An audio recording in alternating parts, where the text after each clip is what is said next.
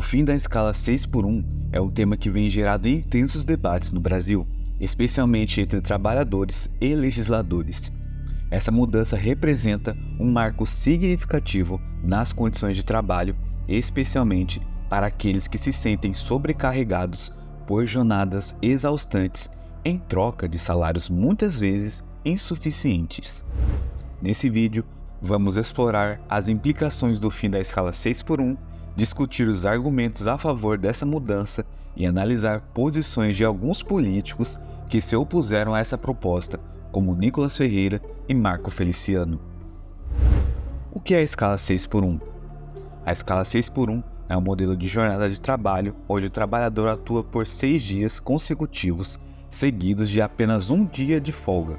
Essa rotina tem sido criticada por sua carga excessiva e pela falta de tempo livre para descanso e lazer, o que pode levar a problemas de saúde física e mental. O movimento Vida Além do Trabalho, VAT, surgiu como uma resposta a essa realidade, buscando mobilizar trabalhadores para reivindicar melhores condições laborais. Movimentos como o VAT, Vida Além do Trabalho, têm mobilizado trabalhadores em todo o Brasil, promovendo debates sobre direitos trabalhistas e buscando alternativas mais saudáveis para as jornadas de trabalho. Esses grupos têm desempenhado um papel crucial na pressão por mudanças legislativas. Impactos da escala 6 por 1 na saúde do trabalhador brasileiro.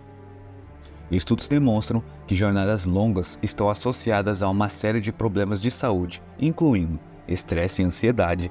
A pressão constante para cumprir metas em um ambiente de trabalho exaustante pode levar ao burnout. Problemas cardiovasculares. Pesquisas indicam que trabalhadores com jornadas longas têm maior risco de desenvolver doenças cardíacas. Distúrbios do sono. A falta de sono para relaxar pode resultar em insônia e outros distúrbios do sono. Esses fatores não apenas afetam a saúde individual, mas também tem implicações para a produtividade das empresas e para o sistema de saúde pública. Argumentos a favor do fim da escala 6 por 1. Só quem trabalha na escala 6 por 1 sabe como é cansativo e estressante trabalhar nessa escala. E aqui são alguns dos argumentos para o fim da escala. Primeiro, melhora da qualidade de vida. Um dos principais argumentos é a melhoria da qualidade de vida dos trabalhadores. Com mais tempo livre, os funcionários podem se dedicar a atividades pessoais, como lazer e cuidados com a saúde. Isso não só melhora o bem-estar individual, mas também contribui para relações familiares mais saudáveis. Segundo ponto, aumento da produtividade. Contrariando a ideia de que jornadas longas são sinônimo de maior produtividade, estudos demonstram que trabalhadores descansados tendem a ser mais eficientes.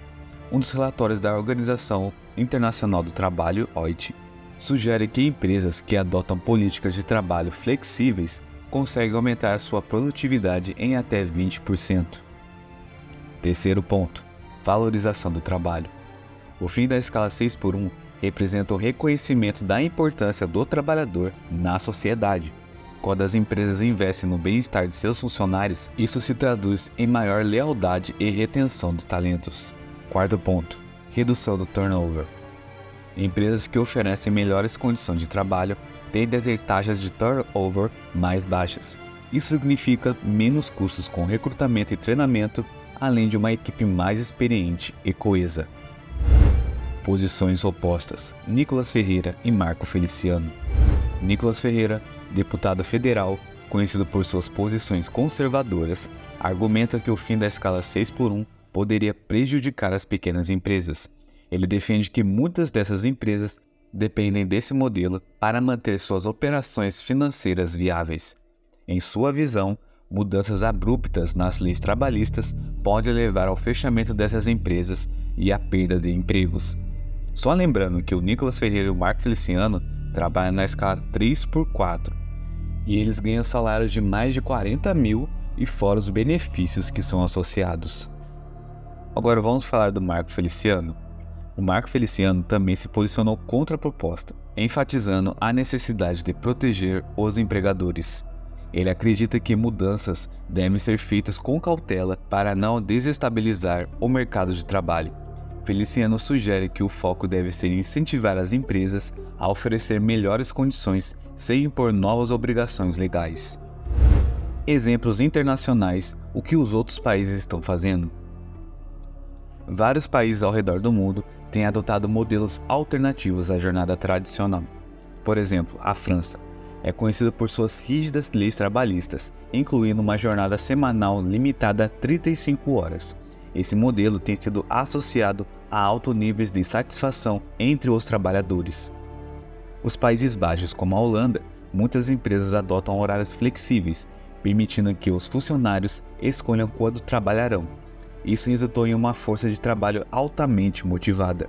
E também a Nova Zelândia. O país implementou testes com semanas de trabalho reduzidas 4 dias, sem redução salarial, observando argumentos significativos na sua produtividade. Esses exemplos mostram que é possível sim criar ambientes de trabalho mais saudáveis sem comprometer os resultados financeiros das empresas. Impacto das novas leis no trabalho brasileiro. Historicamente, diversas leis trabalhistas no Brasil foram vistas como irreais ou difíceis de implementar, como o aumento do salário mínimo. O aumento gradual do salário mínimo ao longo dos anos melhorou significativamente as condições financeiras dos trabalhadores brasileiros. De acordo com dados do IBGE, Instituto Brasileiro de Geografia e Estatística, esse argumento teve um impacto direto na redução da pobreza. Licença paternidade. A ampliação da licença paternidade trouxe benefícios não apenas para os pais, mas também para o desenvolvimento das crianças. Estudos mostram que pais envolvidos desde os primeiros dias ajudam no desenvolvimento emocional e cognitivo dos filhos. Férias remuneradas. A implementação das férias remuneradas garantiu que os trabalhadores tivessem períodos regulares de descanso. Isso não só melhora a saúde mental dos funcionários, como também aumenta sua produtividade quando retornam ao trabalho. O futuro do trabalho no Brasil. O debate sobre o fim da escala 6x1 vai além das questões trabalhistas. Ele toca na dignidade humana e na busca por equilíbrio entre vida pessoal e profissional. À medida em que avançamos nesse debate, é essencial que considerar todos os lados da questão. Por exemplo, como podemos garantir que as empresas sejam protegidas enquanto buscamos melhores condições para os trabalhadores? Quais modelos internacionais podem ser adaptados à realidade brasileira? E de que forma podemos envolver mais trabalhadores nas discussões sobre suas próprias condições laborais? Eu convido você a refletir sobre essas questões e compartilhar suas opiniões nos comentários abaixo. Como você acredita que o fim da escala 6x1 afetará a sua vida ou a vida daqueles ao seu redor? Esse tema merece não apenas atenção, mas ação coletiva para garantir que os direitos dos trabalhadores sejam sim respeitados e valorizados. Vamos juntos construir um futuro onde todos possam ter acesso a condições justas no ambiente laboral.